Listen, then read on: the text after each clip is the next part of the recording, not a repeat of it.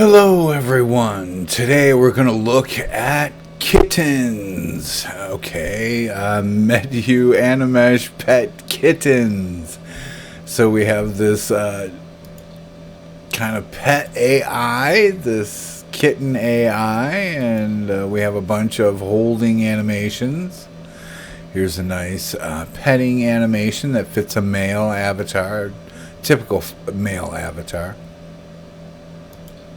And then a shoulder animation, and all of these animations you can walk around Second Life with. You're holding the pet, and you can take the pet anywhere in Second Life. You can teleport anywhere with it and have the pet with you and cycle through. Usually, as long as you it'll let you play scripts, then it'll let you cycle through the different animations. And on the ground, you see we have a bunch of wandering kittens. So all of these on the ground are set to wandering. Here we'll kind of isolate Carl, if we can, before he takes off again. And we'll set him to not wandering. But the ones that will wander, they'll just go from one item to another. At random times, like right now, Rosie is eating from the bowl and Tessie is just sitting there, and the more you move around, the more likely it is that they'll like choose to do something too.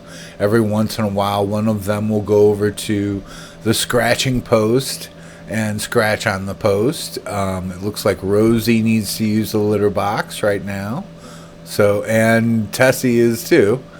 But that's how they kind of work in wandering mode. When you don't have wandering on, the cat will mostly sit there next to you or near you as long as you have following on. And then it will cycle through the different animations. As you can see, one is going to get something to eat or drink over there. So he'll cycle through. The cat has something like 80 some animations that it can cycle through, from different facial expressions to ear animations to tail animations. So if you really want to get a good look at all the different animations, then keep them in follow without wandering on. Wandering will cause them to trigger to think about whether they want to go eat or use the litter box or whatever. And of course, you can trigger all these things to happen also. Let me put Tessie on the ground here. Or which one am I holding? I think it might be Terry. So put her on the ground. There we go. And I'll show you real quick how you can create a new pet. But we have to get rid of all these first, kind of. You don't have to when you're creating a new pet, but just to clear these out so we don't have any distractions. So Tessie, derez, and I think Carl needs to be derez. There we go. So we have no kittens out. Now we'll go back in our panel set where it says new pet, kitten. We'll call this one Tommy Boy, maybe. Tommy. Submit. And then a new pet will res, a new kitten will res, and they all have this base texture on them. And right now, that's the only texture we have.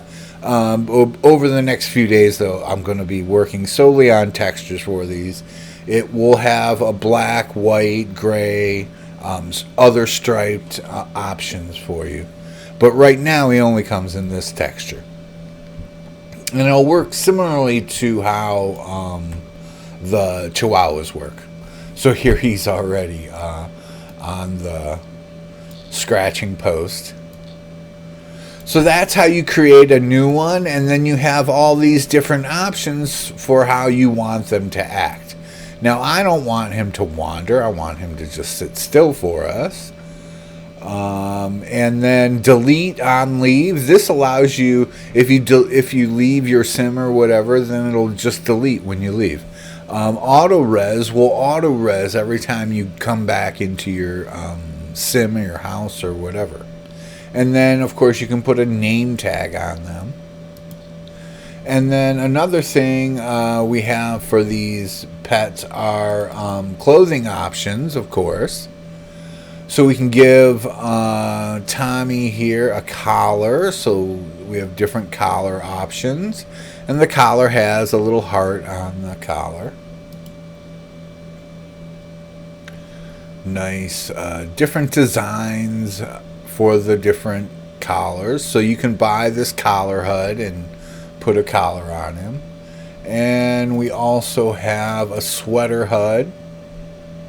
So there's all kinds of different sweaters you can apply to the puppy or to the kitten. So here's another sweater. And if you don't want a sweater on him, so the last one was this one that we clicked. If we just click this one again, it takes off the sweater. And same thing with the collar. If you don't want any collar on the cat, then you can just click that same texture and it'll get rid of the collar for you. So that's a quick look at how all that works. Right now, here I'll res a few kittens. Let's see here. Res. Test res.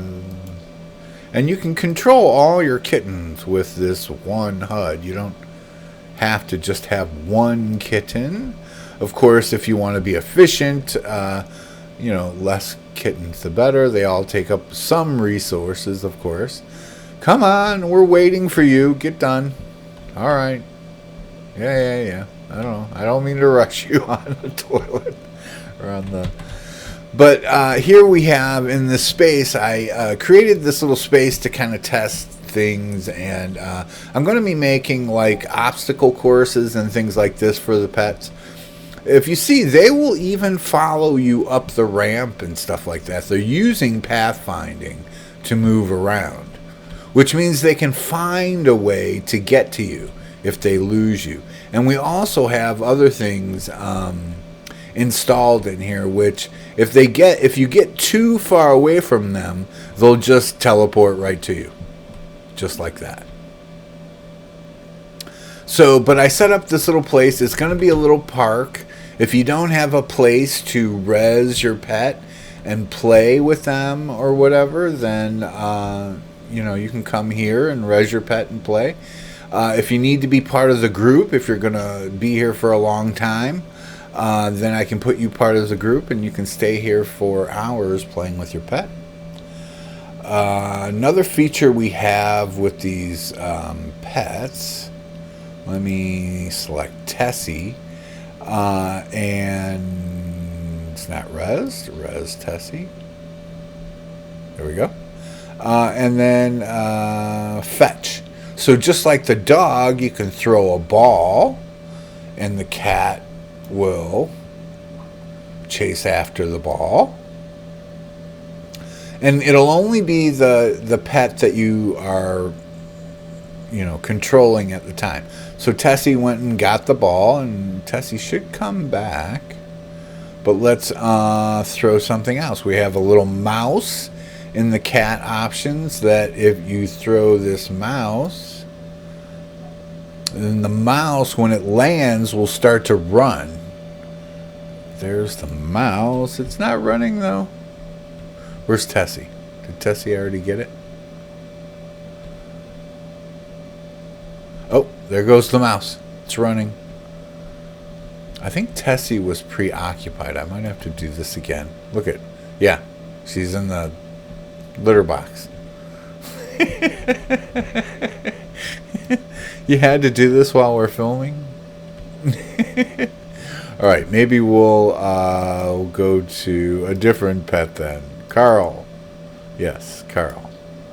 And Carl will fetch a mouse. There you go, Carl. This is your time to shine. Come on, Carl. Get him, Carl. Oh, there he goes. Get him, Carl. We'll follow. That was easy. All right. Well, that shows it. Usually the mouse does run around more, but we can... that's a quick demo of it. And there's also tricks. So where's Carl at? Is Carl over there? That's Terry. This is Carl over here. Okay, so we can do tricks. There's Carl. He's rolling over. And I just have a couple of tricks in the kit. But I'm also going to make more tricks for them to do, and you'll be able to purchase the tricks and add them to your kitten. So that's a quick look at tricks. And of course you can command them to go to sleep or to eat from the bowl or anything like that. We can wake Carl up also. And this is probably not going to work out very well, but I'll show you. If you leave, if I fly up in the air, it'll kind of like simulate me leaving. If you leave the sim or you log out or whatever and they're still on your land, what'll happen is they'll all go to sleep. They'll all find a bed and go to sleep if there's a bed near. If there's no bed near, they'll just lay down on the ground until you come back. All right, why don't we end this with a holding. So that's a quick look at the kitten, the new Medhue Animesh Pet Kitten. Have a good one, everyone.